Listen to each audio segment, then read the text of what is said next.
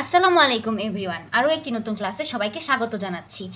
গত ক্লাসটি ছিল আমাদের 2023 সালের বিভিন্ন চাকরির পরীক্ষায় বাংলা ভাষা ও সাহিত্য থেকে আসা প্রশ্ন উত্তরের প্রথম পর্ব, আর আজকে হচ্ছে দ্বিতীয় পর্ব। তো সেদিন আমরা 150টির মতো প্রশ্ন সলভ করেছিলাম, আজকেও চেষ্টা করব এরকম সলভ করার জন্য। তো চলুন শুরু করা যাক। প্রথম প্রশ্নটি ছিল, তো আবারও একটু বলে দিচ্ছি যারা ভিডিওটি নতুন দেখবেন তাদের জন্য, যে এখানে আমি প্রশ্ন দিয়েছি, উত্তর দিয়েছি, আর সাথে এটা কোন পরীক্ষাতে এসেছিল সেটা মেনশন করে দিয়েছি। তো এখানে অনেকগুলো কোশ্চেন, আমি আবারও বলছি, তো সবগুলোর অপশন, তারপর উত্তর, সে উত্তরের ব্যাখ্যা, এগুলো দেওয়া আসলে অনেক লেন্দি প্রসেস। তো আমি শুধু প্রশ্নটার উত্তরটা দিয়েছি। তো চাইলে এগুলো রিলেটেড আরও টপিকস বা আরও জিনিস ব্যাখ্যা ট্যাখ্যা আপনারা সংগ্রহ করে পড়ে নেবেন। তো প্রথম প্রশ্ন ছিল এটা ঊর্ণনাভ হবে, সরি এটা ঊর্ণলাভ উঠেছে, টাইপিং মিস্টেক। ঊর্ণনাভ শব্দটির অর্থ কী? তো ঊর্ণনাভ শব্দের অর্থ হচ্ছে মাকড়সা। অপয়া কোন সমাস? অপয়া হচ্ছে বহুব্রীহি সমাস। অপয়া কোন সমাস? অপয়া হচ্ছে বহুব্রীহি সমাস। এরপরে আছে দেশের জন্য সেবা করো। এখানে দেশের কোন কারকে কোন বিভক্তি? তো দেশে হচ্ছে সম্প্রদানের ষষ্ঠী বিভক্তি। তিমির শব্দের বিপরীত শব্দ কোনটি? তিমির শব্দের বিপরীত শব্দ হচ্ছে আলো। আমরা জানি তিমির মানে হচ্ছে অন্ধকার, আর আলো মানে তো আলোই। কাদম্বিনী শব্দের অর্থ কী? কাদম্বিনী শব্দের অর্থ হচ্ছে মেঘমালা। অপমান শব্দের অ উপসর্গটি কোন অর্থে ব্যবহৃত হয়েছে? উপসর্গটি বিপরীত অর্থে ব্যবহৃত হয়েছে, মানের বিপরীত অর্থে এটি ব্যবহৃত হয়েছে। এরপর আছে সনসন কী ধরনের দ্বিরুক্তি শব্দ? সনসন হচ্ছে অনুকার দ্বিরুক্তি শব্দ। আইন শব্দটি কোন ভাষা থেকে আগত? আইন শব্দটি হচ্ছে ফার্সি ভাষা থেকে আগত। ষোড়শ শব্দের সন্ধিবিচ্ছেদ কোনটি? ষোড়শ শব্দের সন্ধিবিচ্ছেদ হচ্ছে 60+10। রাজা শব্দের সমার্থক শব্দ হচ্ছে নরেন্দ্র। পতঞ্জলি শব্দের সন্ধিবিচ্ছেদ পতত যুগ অঞ্জলি, পতঞ্জলি। প্রদীপ নিভে গেল, এটা একটা সাধারণ অতীত। দ্রবণ, দ্র যুগ অন। কোন দ্বিরুক্তি শব্দ জুটি বহুবচন সংকেত করে? পাকা পাকা আম। পাকা পাকা আম এখানে কি করে? এই দ্বিরুক্তি শব্দটা বহুবচন সংকেত করে, মানে এখানে পাকা পাকা অনেকগুলো আম আছে, পাকা পাকা একটা আম না। শুধু যদি পাকা আম থাকতো তাহলে এক বচন করতো, আর পাকা পাকা আম যেহেতু তাই এটা বহুবচন। খনার বচনের মূল ভাব কি? খনার বচনের মূল ভাব হচ্ছে শুদ্ধ জীবনযাপন রীতি। নিচের কোন শব্দগুলো শুদ্ধ বানানে লেখা হয়েছে? ত্রিভুজ ও শূন্য, এই বানান দুটো হচ্ছে শুদ্ধ। তিরস্কারের সন্ধিবিচ্ছেদ হচ্ছে তির যুগ কার। এখানে একটা বিসর্গ আছে, এটা খেয়াল রাখবেন। অন্ধকার শব্দের সমার্থক শব্দ হচ্ছে তমসা। অন্ধকার, তমসা এই দুটো হচ্ছে সমার্থক শব্দ। ছাগলে কিনা খায়। এখানে ছাগলে কোন কারক? কর্তৃকারক। অষ্টরম্ভা বাগধারাটির অর্থ কী? অষ্টরম্ভা বাগধারাটির অর্থ হচ্ছে ফাঁকি দেওয়া বা ফাঁকি। আভাসিত শব্দটির প্রত্যয় কোনটি? আভাসিত শব্দটির প্রত্যয় হচ্ছে সংস্কৃত কৃত প্রত্যয় আর কি। সাংবাদিক শব্দে ইক অংশটুকু কি? সাংবাদিক শব্দের ইক অংশটুকু হচ্ছে প্রত্যয়। প্রচুর শব্দের বিশেষ্য কি? প্রচুর শব্দের বিশেষ্য হচ্ছে প্রাচুর্য। তো এটা খেয়াল রাখবেন, এই প্রশ্নটা ইম্পর্টেন্ট। দুশ্চরিত্র এর সন্ধিবিচ্ছেদ কি? দুযুগ চরিত্র, দুশ্চরিত্র। বন্ধন এর বিপরীত শব্দ হচ্ছে মুক্তি। হাসান বই পড়ে কোন কালের উদাহরণ? হাসান বই পড়ে এটা হচ্ছে সাধারণ বর্তমান কাল। নীল যে অম্বর কোন ধরনের সমাস? এটা হচ্ছে কর্মধারয় সমাস, এটাও খুব ইম্পর্টেন্ট। ফুলে ফুলে ঘর ভরে গিয়েছে কোন কারকে কোন বিভক্তি? করণ কারকে সপ্তমী বিভক্তি। তো এই কারকেরগুলো ম্যাক্সিমাম যেগুলো আছে সবগুলোই হচ্ছে, মানে সবগুলো বলতে একদম 90%গুলোই হচ্ছে নবম দশম শ্রেণীর বাংলা দ্বিতীয় পত্র বই থেকে এগুলো আসে। তো এগুলো ডিরেক্ট ওইখানে দেওয়া আছে, আপনারা ওইখান থেকে আপনাদের প্রস্তুতিটা কমপ্লিট করতে পারেন। খেয়র গাওয়া বাগধারাটির কী অর্থে ব্যবহৃত হয়? গালাগালি করা অর্থে ব্যবহৃত হয়। দরজা শব্দটি কোন ভাষা থেকে এসেছে? দরজা হচ্ছে ফার্সি ভাষা। কোন দুটি অঘোষ ধ্বনি? চ ও স হচ্ছে অঘোষ ধ্বনি। নিপাতনে সিদ্ধ সন্ধি হচ্ছে কুলোটা। উজবুক শব্দটি এসেছে তুর্কি শব্দ থেকে। উজবুক শব্দ এসেছে তুর্কি শব্দ থেকে। ঢাকাই শব্দটি কী যুগে গঠিত? ঢাকাই শব্দটি প্রত্যয় যুগে গঠিত। এই প্রশ্নটা সব জায়গায় আসে, আমি এই প্রশ্নটা আগেও আপনাদের অনেকবার সলভ করিয়েছি। আপদের বিপরীত শব্দ কি? আপদের বিপরীত শব্দ হচ্ছে সম্পদ।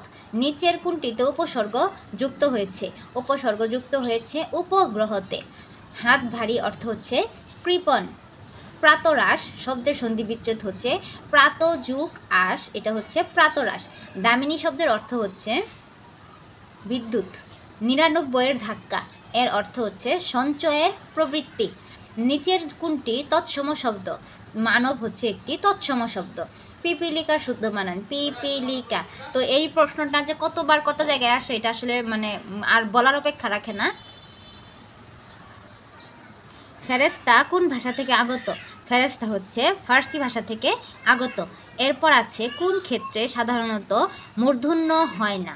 কি হয়? দন্তন্য হয়। সমাসবদ্ধ পদে মূর্ধন্য না হয় কি হয়? দন্তন্য হয়। বাংলা স্বরধ্বনিতে কয়টি দীর্ঘস্বর আছে? বাংলা স্বরধ্বনিতে দীর্ঘস্বর আছে 7টি। যদি জেনে থাকেন এই 7টি দীর্ঘস্বর কি কি, তাহলে অবশ্যই কমেন্ট করে জানাবেন। পরভূত শব্দের সমার্থক শব্দ কোনটি? পরভূত শব্দের সমার্থক শব্দ হচ্ছে কোকিল। উচ্চাটনের বিপরীত শব্দ কি? উচ্চাটনের বিপরীত শব্দ হচ্ছে প্রশান্ত। নিপাতনের সিদ্ধ সন্ধি হলো আশ্চর্য, নিপাতনে সিদ্ধ। চ ও বর্গীয় জ এর পরে নাসিক্য ধ্বনি কি হয়? নাসিক্য ধ্বনিটা তালব্য হয়। খাঁটি বাংলা উপসর্গ সাধিত হয়, সাধিত শব্দ হচ্ছে ইতিহাস। উত্তম অর্থে সুনীল, এখানে সুটা উত্তম অর্থে ব্যবহৃত হয়েছে। সংস্কৃত মূল ধাতু হলো খাদ। সাধিত শব্দগুলো সাধারণত অর্থবাচক শব্দ হয়। নৌকা ঘাটে বাঁধা, এখানে ঘাটে কোন কারকে কোন বিভক্তি? ঘাটে হচ্ছে অধিকরণে সপ্তমী বিভক্তি। মুখ এর সমার্থক শব্দ হচ্ছে বোবা। মুখ মানে কি? বোবা। চাক্ষুষ এর বিপরীত শব্দ হচ্ছে অগোচরে। গায়ে হলুদ কোন সমাস? গায়ে হলুদ হচ্ছে অলোক বহুব্রীহি সমাস। চাঁদের সমার্থক শব্দ হচ্ছে রজনীকান্ত। হাবাতে কোন সমাস? হাবাতে হচ্ছে অব্যয়ীভাব সমাস। সিকি কোন ধরনের শব্দ? সিকি হচ্ছে গণনাবাচক শব্দ। গণকবর শব্দে গণ কোন অর্থে ব্যবহৃত হয়েছে? গণকবর অর্থে গণ টা বহুবচন অর্থে ব্যবহৃত হয়েছে। সংবিধান শব্দের সন্ধি বিচ্ছেদ সমযোগ বিধান।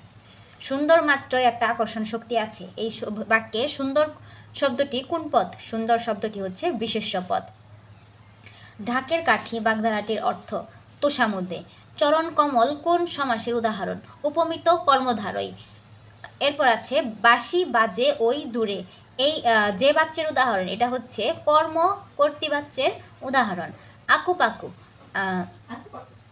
বাগধারাটির অর্থ হচ্ছে ব্যস্ততার ভাব। পরবর্তীতে আছে অবেলায় আমি দিলেম পারি অথই সাগরে, এখানে কয়টি উপসর্গ আছে? এখানে 2টি উপসর্গ আছে।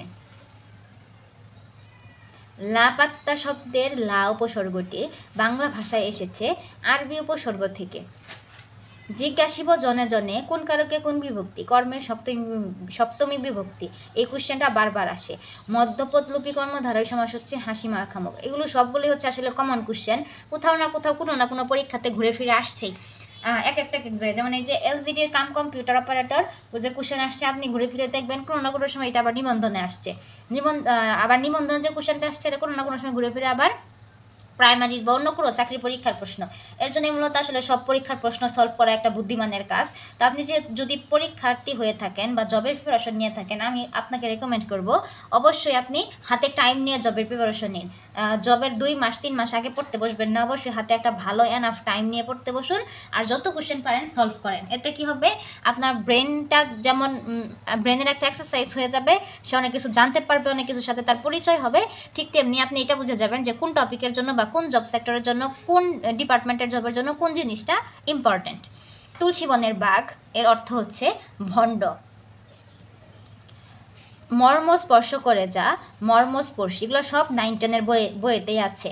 চা কোন দেশি শব্দ? চা হচ্ছে চীনা শব্দ। তরঙ্গ শব্দের বহুবচন হচ্ছে তরঙ্গমালা। আর এখন তো বাজারে অনেক ধরনের বই কিনতে পাওয়া যায়, তো আপনারা ভালো দেখে একটি বই কিনে সেই বই থেকেও পড়তে পারেন, সেটা ডাজন্ট ম্যাটার হচ্ছে আপনি আপনার প্রিপারেশনটা কীভাবে গুছিয়ে নিচ্ছেন।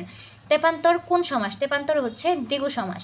আশাতীতের সন্ধি বিচ্ছেদ হচ্ছে আশা যুগ অতীত। যা কখনো নষ্ট হয় না এটাকে বলে অবিনশ্বর। এরপরে আছে আমি যাব তবে কাল যাব, এটা কি ধরনের বাক্য? এটা হচ্ছে একটা যৌগিক বাক্য। কোনটি পাহাড় শব্দের সমার্থক শব্দ নয়? ধরণী। ধরণী হচ্ছে পৃথিবীর সমার্থক শব্দ। দুর্লোক হচ্ছে দ্বীপ যোগ লোক। চাঁদের হাট, চাঁদের হাট হচ্ছে আনন্দের প্রাচুর্য। মহকুমা শব্দটি কোন ভাষা থেকে আগত? মহকুমা শব্দটি আরবি ভাষা থেকে আগত। পুকুরে মাছ আছে, এখানে পুকুরে হচ্ছে অধিকরণের সপ্তমী। তো এই জিনিসগুলো অনেক ইম্পর্টেন্ট, এটা আপনারা জানেন, আসলে এখানে নতুন করে বলার কিছু নেই। নিঝুম শব্দের অর্থ হচ্ছে নীরব। ব্যাঙের আদুলি সামান্য অর্থ। ফকির আরবি ভাষা থেকে এসেছে। নক্ষত্র একটি তৎসম শব্দ। মহাত্মা এটা বহুব্রীহি সমাস। ব্যায়ামে শরীর ভালো হয়, ব্যায়ামে হচ্ছে করণ কারক, আর এটা হচ্ছে সপ্তমী বিভক্তিযুক্ত। ডালে ডালে কুসুম ভার, এখানে ভার বলতে বুঝিয়ে হচ্ছে সমূহ, মানে কুসুম ভার মানে কি ফুলের সমারোহ, এখানে অনেক ফুল আছে ওইখানে, এটা বুঝিয়েছে। বিধবা শব্দের বিপরীত শব্দ কি? বিধবার বিপরীত শব্দ হচ্ছে সধবা। জয়ের জন্য যে উৎসব তাকে এক কথায় কি বলে? তাকে এক কথায় বলে জয়ন্তী। নিচের কোনটি শুদ্ধ বাক্য? তার সকল চেষ্টা ব্যর্থ হয়েছে। রাজীব বাংলা ব্যাকরণে ভালো, এখানে বাংলা ব্যাকরণ কোন কারকে কোন বিভক্তি? এটা হচ্ছে অধিকরণে সপ্তমী বিভক্তি। দিবাস্বপ্ন বাগধারাটির অর্থ কি? দিবাস্বপ্ন বাগধারাটির অর্থ হচ্ছে অলিক কল্পনা। পদ্ম শব্দটির সঠিক প্রতিশব্দ কি? পদ্ম শব্দের সঠিক প্রতিশব্দ হচ্ছে উৎপল। গোকুলের সার শব্দটির অর্থ কি? গোকুলের সার শব্দটির অর্থ হচ্ছে স্বেচ্ছাচারী। প্রসন্ন এর বিপরীত শব্দ হচ্ছে বিষণ্ণ। ইত্যাদি কোন সমাস? ইত্যাদি হচ্ছে তৎপুরুষ সমাস। আগে যা জানা যায়নি সেটা হচ্ছে অজানা। মনস্তাপ, মনোযোগ তাপ বা মনযোগ তাপ, মনস্তাপ। যে নারীর স্বামী ও পুত্র নেই তাকে এক কথায় কি বলে? তাকে এক কথায় বলে অবিরা। কেতাদুরস্ত বাগধারাটির অর্থ হচ্ছে পরিপাটি। মনে পড়ে সেই জ্যৈষ্ঠের দুপুরে পাঠশালা পলায়ন, এই বাক্যে পাঠশালা হচ্ছে অপাদানে শূন্য। নিশীথ রাতে বাজছে বাঁশি, এখানে নিশীথ কোন পদ? এখানে নিশীথ হচ্ছে এটা একটা বিশেষণ পদ। সাধু ও চলিত ভাষার মূল পার্থক্য দেখা যায় ক্রিয়াপদ ও সর্বনাম পদে। ক্রিয়াপদেরটা কেমন? ক্রিয়াপদ হচ্ছে করিয়াছে, ওটা সাধুতে বললে আর আমরা কি বলি? করেছে। আর সর্বনামে হচ্ছে আমরা বলি তার, আর সাধুতে বলা হচ্ছে তাহার, আর চলিততে বলি তার। এগুলো হচ্ছে বেসিক পার্থক্য। সংবাদ শব্দের সন্ধি বিচ্ছেদ হচ্ছে সমযুগ বাদ, সংবাদ। নিত্য পুরুষবাচক শব্দ হচ্ছে কুলটা। বিনার ঝংকার নিক্কন। দম্পতি এটা হচ্ছে একটা দ্বন্দ্ব সমাস। গঠন অনুসারে শব্দ হচ্ছে 3 প্রকার। গঠন অনুসারে শব্দ কয় প্রকার? 3 প্রকার। লাঠালাঠি কোন সমাস? লাঠালাঠি হচ্ছে ব্যতিহার বহুব্রীহি সমাস। বিশেষণ শব্দ যুগে গঠিত দ্বিরুক্ত শব্দ হচ্ছে লাল লাল ফুল। বাংলায় মৌলিক ধ্বনি কয়টি? বাংলায় মৌলিক ধ্বনি হচ্ছে 37টি। সূর্যের সমার্থক শব্দ হচ্ছে আদিত্য। বিজ্ঞান, বিজ্ঞানের এই যে ভিতরে যে এটা যুক্তবর্ণটা, এটা কিভাবে লেখা হয়েছে? বর্গীয় জ প্লাস বর্গীয় জ প্লাস ইয়। তো এখানে কিন্তু 3টা বর্ণে যুক্ত করা আছে, তো এটা খেয়াল রাখবেন। এরকম আরেকটা আছে যে গঞ্জের ভিতরে যে থাকে, লঞ্চের ভিতরে যে থাকে, ওইগুলো কিন্তু মাঝে মাঝে আসে, যে যুক্তবর্ণটা কীভাবে লেখা হয়। তারপর উষ্ণতে যে থাকে, এগুলো মাঝে মাঝে আসে। মাঝে মাঝে আসে বলতে এগুলো প্রায়ই আসে। আমদানি কোন ভাষার শব্দ? আমদানি হচ্ছে ফার্সি ভাষার শব্দ। মহর্ষি শব্দের সন্ধি বিচ্ছেদ হচ্ছে মহাযুগ ঋষি, মহর্ষি। ক্রিয়া বিশেষণের উদাহরণ ধীরে ধীরে বায়ু বয়। বায়ুটা কিভাবে বয়? ধীরে ধীরে বয়, এটা হচ্ছে ক্রিয়া বিশেষণের উদাহরণ। সতীন্দ্র, সতীযুগ ইন্দ্র, সতীন্দ্র। বাংলা বর্ণমালাকে কয় ভাগে ভাগ করা যায়? বাংলা বর্ণমালাকে 2 ভাগে ভাগ করা যায়। সন্ধি শব্দের অর্থ কী? সন্ধি শব্দের অর্থ হচ্ছে মিলন। অত্যধিক এর সন্ধি বিচ্ছেদ হচ্ছে অতি যুগ অধিক, অত্যধিক। বাংলা ভাষায় উপসর্গ কত প্রকার? বাংলা ভাষায় উপসর্গ হচ্ছে 3 প্রকার। যা চিরস্থায়ী নয় এর এক কথায় প্রকাশ কি? যা চিরস্থায়ী নয় তা হচ্ছে নশ্বর। তৎসম শব্দের ব্যবহার কোন শব্দে বেশি হয়? তৎসম শব্দের ব্যবহার হয় সাধু ভাষায় বেশি। অন্বেষণ, অনুযুগ এষণ, অন্বেষণ। তার চুল পেকেছে কিন্তু বুদ্ধি বাড়েনি, এটা একটা যৌগিক বাক্য। কেন যৌগিক বাক্য? কারণ এখানে কিন্তু রয়েছে। চক্ষুদান করা বাগধারাটির অর্থ কী? চক্ষুদান করা মানে হচ্ছে চুরি করা। নিমন্ত্রণ না করা সত্ত্বেও যিনি এসে উপস্থিত হয় তাকে বলা হয় অনাহুত। সকল প্রার্থীগণ ও সভায় উপস্থিত ছিলেন। বাক্যটি কোন দোষে দুষ্ট? এখানে হচ্ছে বাহুল্য দোষে দুষ্ট, কারণ এখানে সকলও দিয়েছে আবার প্রার্থীগণও দিয়েছে, তো এগুলো একটু খেয়াল রাখবেন। গড়মিল এর সঠিক ব্যাস বাক্য হচ্ছে মিলের অভাব। যাহা মিলের অভাব তাহাই গড়মিল। সাবান কোন দেশি শব্দ? সাবান হচ্ছে আরবি শব্দ। কি সুন্দর না? আমরা অনেক অনেক বাইরের দেশের শব্দ ইউজ করি, আরবি, ফার্সি, পর্তুগিজ। তো পরবর্তীতে আছে সাহেব, বিবি ও গোলাম কি সমাস? এটা হচ্ছে বহুপদী দ্বন্দ্ব সমাস। দ্বন্দ্ব সমাসের বিপরীত সমাস কি? দ্বন্দ্ব সমাসের বিপরীত সমাস হচ্ছে বহুব্রীহি সমাস। ভাষার মূল উপাদান হচ্ছে ধ্বনি। পক্ষ কি অর্থ প্রকাশ করে? তো এখানে যে অপশনগুলো ছিল সেখানের ভিত্তিতে আনসার হবে পক্ষ মানে পাকা আম প্রকাশ করে। তো এখানে আম না থেকে অন্য কিছু থাকতে পারে, আবার পক্ষের ক্ষেত্রে শুধু পাকাও থাকতে পারে। তো পক্ষ মানে কি? পাকা অর্থ প্রকাশ করে। পা চালাও বলতে কি বোঝায়? পা চালাও বলতে বোঝায় দ্রুত চলা। গন্তব্য শব্দের প্রতিশব্দ হলো মঞ্জিল, অভীষ্ট, লক্ষ্য। যা জল দেয় সেটা হচ্ছে জলদ, জলজ না কিন্তু, জলে থাকে যে সে হচ্ছে জলজ। আসমান কোন ভাষা থেকে আগত? আসমান ফার্সি ভাষা থেকে আগত। বাংলা ভাষায় ব্যবহৃত মৌলিক ব্যঞ্জন ধ্বনি কয়টি? মৌলিক ব্যঞ্জন ধ্বনি হচ্ছে 30টি। ক থেকে উ পর্যন্ত 5টি ধ্বনিকে কি বলে? 5টি ধ্বনিকে কণ্ঠধ্বনি বলে। অভীষ্ট এর সন্ধি বিচ্ছেদ হচ্ছে অভিযোগ ইষ্ট। চেয়ার কোন লিঙ্গ? চেয়ার ক্লিব লিঙ্গ। কুলি, কুলি হচ্ছে তুর্কি ভাষার শব্দ। সমাস শব্দের অর্থ কি? সমাস শব্দের অর্থ হচ্ছে সংক্ষেপণ। এরপরে আছে সমাস কত প্রকার? সমাস হচ্ছে 6 প্রকার, এটা আমরা সবাই জানি। তো এরই মাধ্যমে আজকে আমরা আবারও 150টি প্রশ্ন শেষ করলাম। তো টোটাল 2 পর্ব মিলে আমাদের 300টি প্রশ্ন শেষ হলো। পরবর্তীতে আমরা আরও নতুন নতুন প্রশ্ন নিয়ে আসবো। তো এই প্রশ্নগুলো আপনারা দেখবেন, পড়বেন, এগুলোকে মেমোরাইজ করবেন। তো তাহলে আপনাদের প্রিপারেশন আশা করি অনেক ভালো হবে, আর সেই অনুযায়ী নিজেদের নলেজটাকে আরও এনহ্যান্স করার চেষ্টা করবেন। তো আজকে এই পর্যন্তই। ধন্যবাদ সবাইকে। আল্লাহ হাফেজ।